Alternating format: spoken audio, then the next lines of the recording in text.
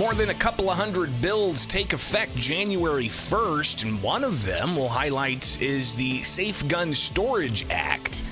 Welcome in. It's Illinois in Focus Daily. I'm Greg Bishop with you each and every weekday morning here for the Center Square. You can get the headlines in your inbox at thecentersquare.com. So one measure that we've watched really closely at the State House during spring session was the Safe Gun Storage Act. And you can go back and watch some of those segments as we aired the debates about this. And during spring session, it's ultimately passed. And the governor signed it over the summer.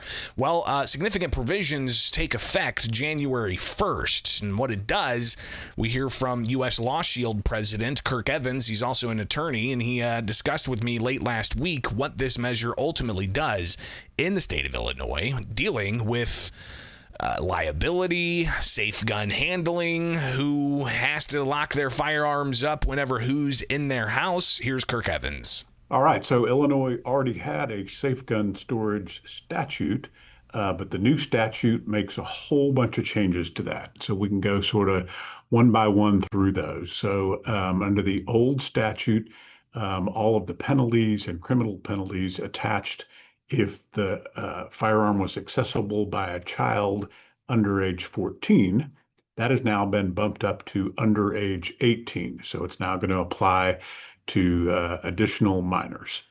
In addition, the old statute had what I call kind of a catch-all exception, which is if the firearm was stored in some otherwise inaccessible place, not known to be readily accessible by children.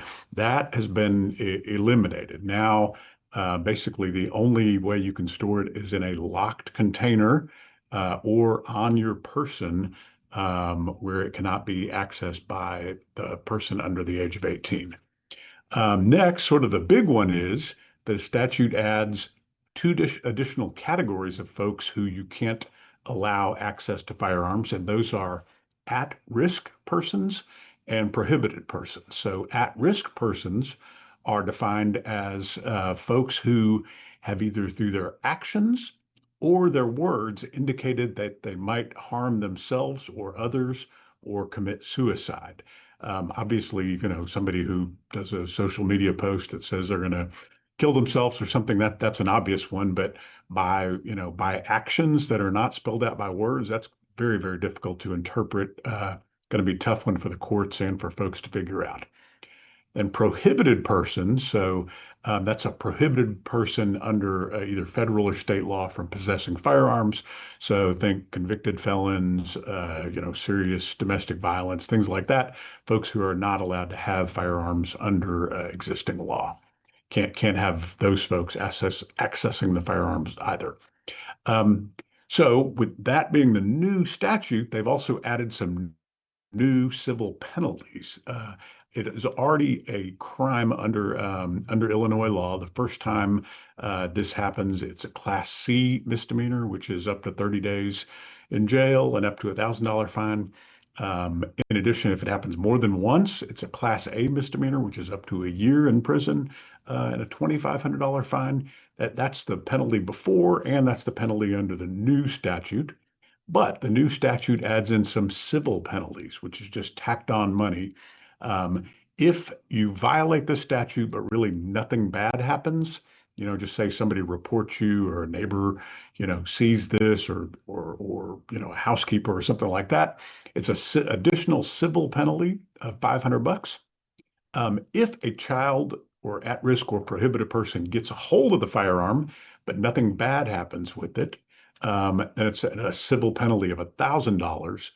And then if a child, at-risk person, prohibited person gets a hold of the firearm and then does something terrible with it, serious bodily injury, death, something like that, the civil penalty can go up as high as $10,000. So those are all of the new changes to the Storage Act. Pretty thorough from Kirk Evans on the measure that, again, passed in spring session, signed in the summer, and going into effect January 1st. Now, some of the criticism about the bill included the issue of, well, how are people at a business or at a home supposed to ultimately determine whether or not there's a prohibited person in their home? So how do you do that? Is that something that you can even possibly do. Here's Kirk Evans again talking about how people are supposed to check ID for people visiting their homes. Oh no, it's terrible. And let's just even say the age, the age thing. What if you got a bunch of, college kids over, and you assume they're all above 18, but you have a whiz kid in the group who's 17, and he gets access to, one of the firearms. You're not checking ID at the door. But you're right. The toughest part is it's if you know or reasonably should know. And how in the world are you going to know about someone's criminal history? How are you going to know if they just posted on Facebook that they're going to shoot up a school? It makes it very, very subjective and difficult for individuals to figure out. Now, obviously, a lot more still about the safe gun storage bill from Kirk Evans here, but we're live here with Illinois in Focus Daily, and we wanted to keep an eye on what's happening with the U.S. Supreme Court and whether or not they're going to take that Cook County gun ban challenge. And just refreshing the order list here that was just released by the U.S. Supreme Court, no Veramonte's case on the order list. So looks like it's going to be relisted yet again. So we'll be keeping an eye on that as well. The Supreme Court apparently has the next couple of weeks off, so we'll have to wait until early next year to find out if they're going to take a gun ban challenge or not, and what that means for the Seventh Circuit U.S. Court of Appeals case in the Barnett challenge, where you have a lower court, the Southern District of Illinois, declaring the law unconstitutional, but plaintiffs there in the state of Illinois and gun owners across the state still in limbo. And even though they have a lower court saying, hey, it's unconstitutional, the appeals court has yet to rule on this. We'll see where that goes. Just wanted to take a brief moment to update you on that here live, as we do each and every weekday morning with Illinois in Focus. Go live. All right, but back to the safe gun storage bill. Kirk Evans talks about a variety of other components of this, and in particular, the liability component here. Another point of criticism that opponents of the bill had, saying that essentially this bill is going to open people up to who are victims of a theft, possibly being charged with some kind of liability if the person who stole their firearm uses it in a crime. Probably not for that civil penalty. So the general law is if somebody, commits a crime to get your gun and then commits a crime with the gun, technically you are not supposed to be civilly liable for that if you're sued by the injured person. But I think under that new statute, the state is going to be able to get that civil penalty from you. I will say there is one more issue when it comes to civil liability.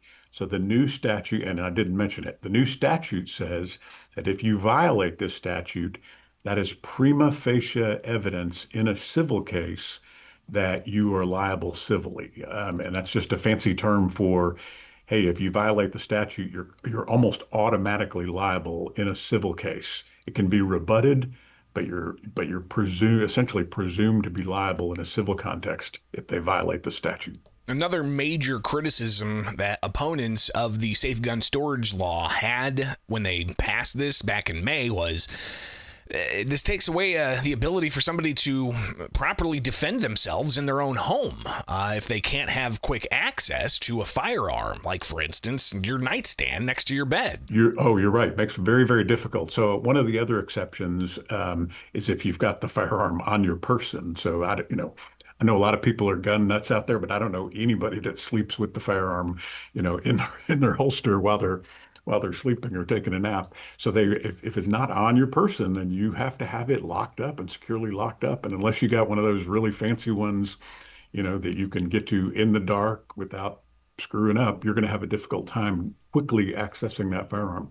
Evans, of course, with U.S. LawShield, talking about some final thoughts on this measure as it's going to go into effect, at least portions of it, come January 1st. No, that's just the tough one. And combined with, so this is combined with the existing failure to report statute. And then there are new modifications to the failure to report statute. So the difficult part comes when, okay, I'm a victim of a crime, my firearm was stolen.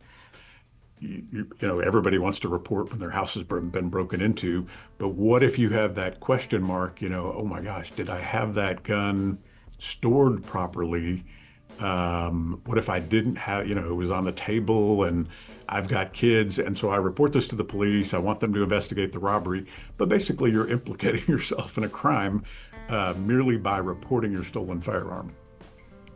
Thanks to Kirk Evans for chatting with me about that late last week, and glad to bring it to you here with Illinois in Focus. If you like what you see each and every weekday morning, be sure to subscribe. Get notifications by hitting the bell, and share this with your friends, with your social circles, with your family, if they're interested in what's going on here in Illinois.